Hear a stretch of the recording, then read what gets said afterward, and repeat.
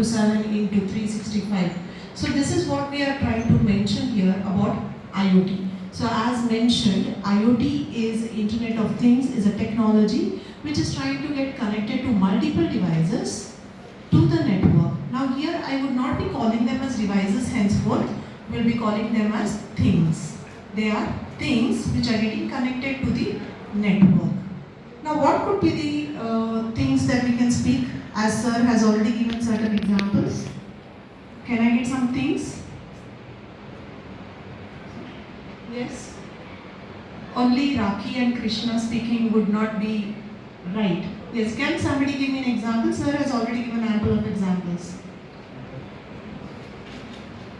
Can anybody give me some examples of things?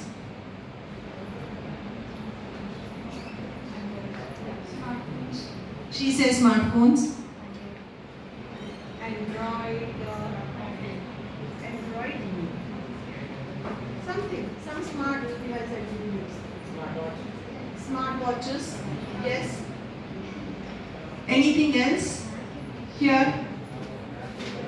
Okay, I'll come back to that because we are going to do a lot many things in today's session. We'll be speaking. The IoT is a network of physical objects. As you can see here, all the physical objects, we are going to make a network out of it that contains an embedded technology to communicate and sense or interact with the internal states of the external environment.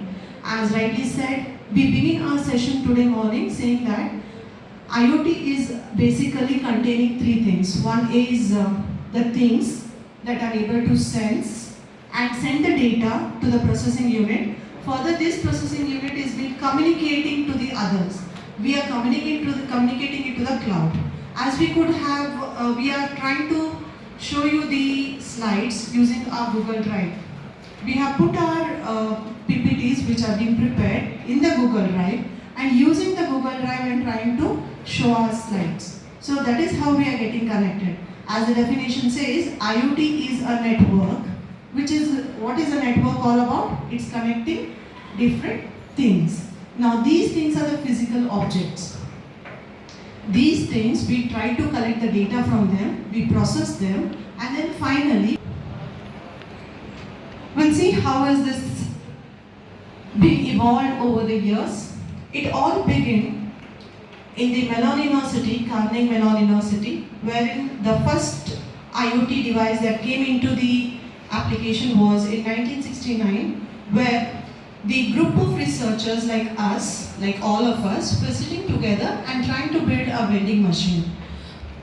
And of a net called as an ARPANET, that is the US Defense. This US Defense had a request to the researchers asking for a secure network for their applications. They had a defense network, they wanted it to be more secure. With this intention, they requested researchers, but what happened during that time was, there were multiple researchers or the universities who were working independently and they wanted it to be connected. In the process, they came across a network called it as an ARPANET. Then it went on further, where it came to a toaster as an application. We all use these toasters, wherein we use our bread slices to make the toasters. Now these toasters were smart devices. Earlier, it wasn't. When I say smart, what do I mean to say here is, it was trying to take in the bread slice, do the toasting, at the end of the toasting, it was also able to communicate to the user, mentioning that it is being done with the process. So meantime, the user may not be standing there wasting his or her precious time in just looking out whether the toast is being baked or no. He would utilize his or her time in a more good way. That's what was the intention. The first one, this IoT was being coined by Mr. Kevin Ashton. He was the person who was coining this particular term as Internet of Things. Why did he do this was, in 1999 when he was working, he identified that there were things which were not being connected. Now as we can see, this part of group is not getting connected there. And I need a network to get you all connected to us. So what are we trying to do? We were, as the last boy there, we were trying to get connected with each other. different things. We get you connected with our communication, right? With our network. Same thing even Kevin Ashton did, and he came up with a network called it as IoT. Further in 2000, the next commercial IoT product which was being put into the market was a smart fridge. Now we all are using the fridges. Think down the lane 3 decades back, how was the fridge? Was it smart as it is now? It had a single door wherein we were dumping everything. Especially we Indians, we like to dump everything. Yes or no? Yes, many of us are getting connected now. I can see that whether there is a vegetable or a leftover food or an ice cream, even the grains, believe me, the grains, the spices, whatever it is, there are houses where they store their gold ornaments also in the fridge. Yes? So that people will have their security in the refrigerator. Now that's not a smart fridge. What does the smart fridge mean here is, it is the fridge who is trying to tell you that whether the ambient temperature for your particular component is maintained or no. So that is all that we had seen. And one door was being split into 2 doors. If the door is open, it should be able to communicate and send a notification to the user saying that the door is open. Basically, the refrigerator doors should be closed. And by chance, by somehow, if it is being open, it should be communicated to your user. Now, how do you communicate and tell the user? Yes, one way is alarm. Anything else? Yeah? Yeah, you will send a notification in your smartwatches and say, refrigerator is open, kindly close it. Anything else? Can I get connected to these things? How do I communicate and tell my refrigerator door is open? Notification in means of what?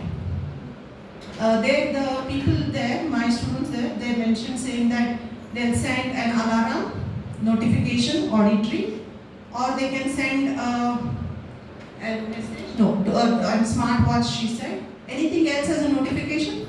Can we send an email? Can we send an email? Because most probably I'm not in my place. I've already come to my workplace, and at my home, the refrigerator door is open, and the refrigerator is so smart enough that it is going to send an email. Reading the email, I can actually make sure that I can also close. That is what is the smartness we are looking. So this all happened, and then in 2008, there was a first international conference on IoT which was being conducted, and then in the 2009, as you can see there, as the advent of IoT, we have found self-driving car which was being launched by the Google. I hope people are aware about self-driving cars. Self-driving cars are the cars which are assisting themselves. There is no driver. So in case the car is moving and there is an obstacle, the car is smart enough to identify there is an obstacle and takes another path. How does this happen? This basically happens with all the things that are getting connected to your internet, and it is also able to actuate accordingly. So this was in the year 2009, and where are we now? And how do we come to our workplaces? How do we come to our workplaces? Do we use the self-assisted cars? How do we come to our workplaces? By our two-wheelers. Are they all self-assisted? Do we have self-assisted cars in Belgaum city? No.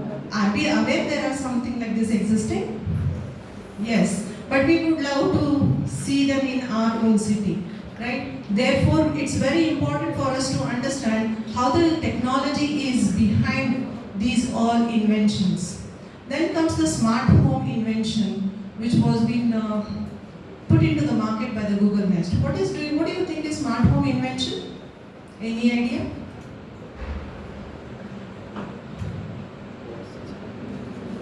Yes?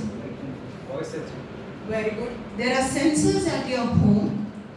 Suppose this is your home. In the home there are 4 rooms, and in the room you have forgotten to switch off your light.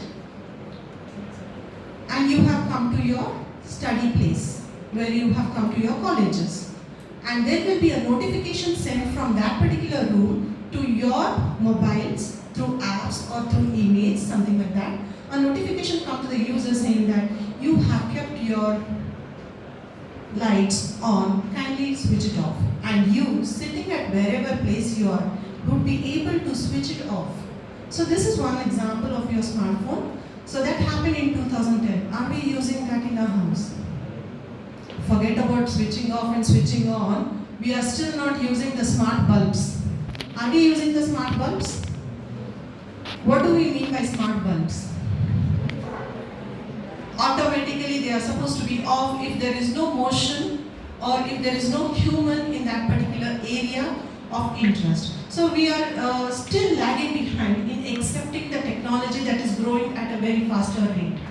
Then in 2003, there came across a Google Glass commencement, and now we all are speaking in this decade. We are speaking about IoT integration, artificial intelligence, big data, blockchain, and all that examples what Krishna Pai sir spoke just now. So this is what is the invention, or this is the evolution of our Internet of Things that happened. Internet of Things is not just communicating with two persons. It is communicating between different things and developing a network. So as we spoke, we are having basically three things. One is the thing, connectivity, and the cloud services. The three layers.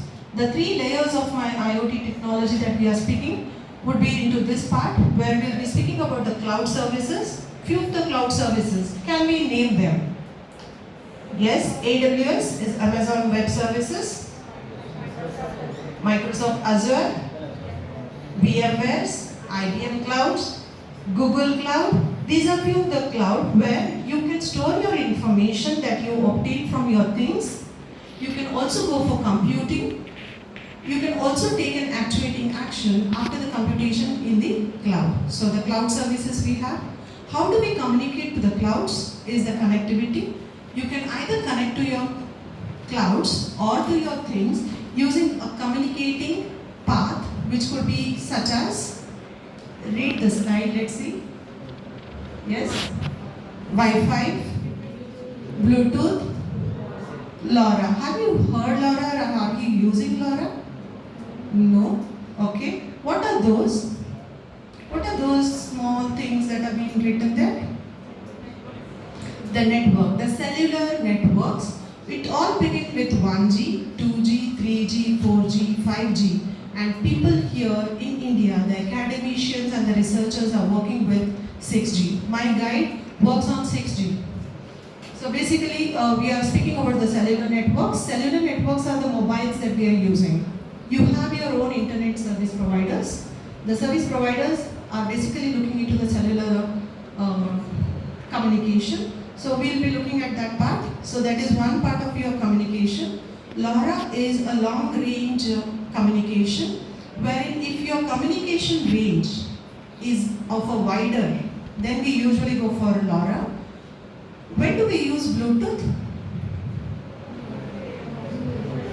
Whenever the distance is near, when the range is of a shorter area, we basically go for a Bluetooth. When do we use Wi-Fi? It is also for a nearby, but then far better than Bluetooth area. So here, a very important takeaway that I would be mentioning in the connectivity is, we have to look into the area of range. What is my range?